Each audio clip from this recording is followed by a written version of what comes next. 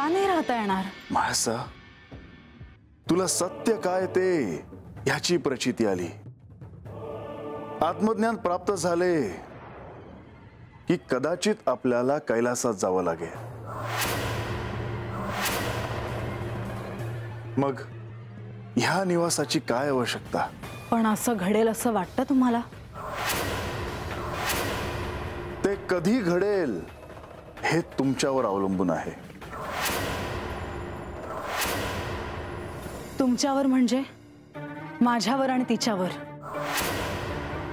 काहीही झालं तरी मी तुम्हाला मला सोडून जाऊ देणार नाही, आणि जोपर्यंत मी इथे आहे तोपर्यंत मी माझा संसार मांडणारच। आपण जगाचा संसार मांडायचा, ह्या छोट्या संसारात तू का रमतेस पार्वती? येते मी। सूर्योदयानंतर नवीन वास्तूसाठी भूमिपूजन करायचे आहे, तुम्ही कुठेही जाऊ नका।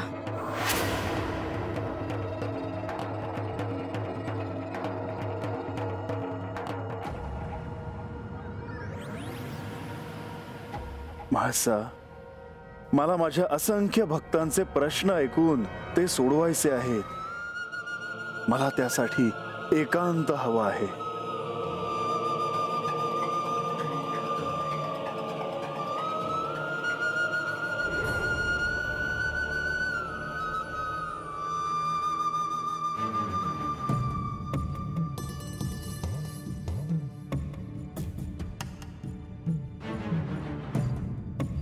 लक्ष्मी देवी, तुम्ही या ना। देवी मी अवेळ नाही ना आले? अहो असं काय म्हणता आहात? तसंही आख्यान संपल्यानंतर गडावरची रात्र वेगळीच असते। आख्यानात काय काय ऐकलं ते आठवत राहते। मलाही तसंच होतं, पण यावेळी मी ठरवलं आहे, मला माझ्या संसारासाठी वेळ द्यायला हवा, यांच्यासाठी माझ्यासाठी काहीतरी विचार करायला हवा। हो, तुमच्या सगळ्या इच्छा तुम्ही पूर्ण करून घ्या।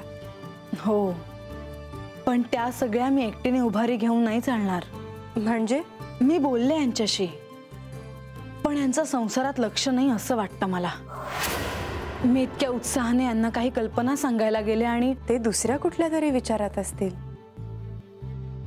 नाही, माझ्या लक्षात येतं की ते कसल्या विचारात आहेत। त्यांना रस नाही। राहून राहून मला असं वाटतं की बानू इथून गेल्यापासून ते आधीसारखे वागत नाहीत, बोलत नाहीत।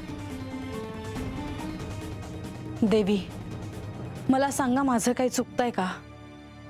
एवढा मोठा राजवाडा असला तरी करे पठारावर निवासस्थान असावं, एक छोटंसं पाकगृह असावं। इतक्या साध्या छोट्या इच्छा आहेत माझ्या, एका गृहिणीच्या असतात तशा। परंतु ह्यासाठी श्री खंडेराय हो म्हणतीलच, नाही म्हणण्याचं काही कारणच नाही। ते तसं म्हणाले असतील तर मी बोलते त्यांच्याशी। ते नाही म्हणत नाही, पण ते न बोलून अनेक गोष्टी बोलून जातात। त्यांच्या मनातून अजून ती गेली नाही असं वाटतं मला, आणि मला ते नकोय देवी। मी काय करू मला कळत नाहीये। परंतु तुम्ही सांगितल्याप्रमाणे ते गडावरच आहेत ना, तुम्हाला न सांगता ते बानूकडे गेले नाहीत। हो, पण इथे असूनही मला आनंद वाटेल असं ते वागत नाही, बोलत नाहीत। मी एक सांगू का? ह्या सगळ्यावर काळ हा उत्तम उपाय आहे। तुम्ही धीर धरा। येते मी। किती वेळपासून मी इथे बोलत बसले आहे। अहो तुम्ही कधीही या, किंवा मला बोलवणं पाठवा।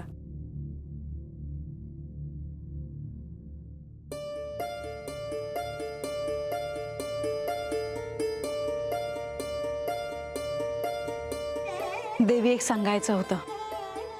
सूर्योदयानंतर नवीन वास्तूसाठी भूमिपूजन करायचे आहे, तुम्ही दोघांनी तिथे यावं।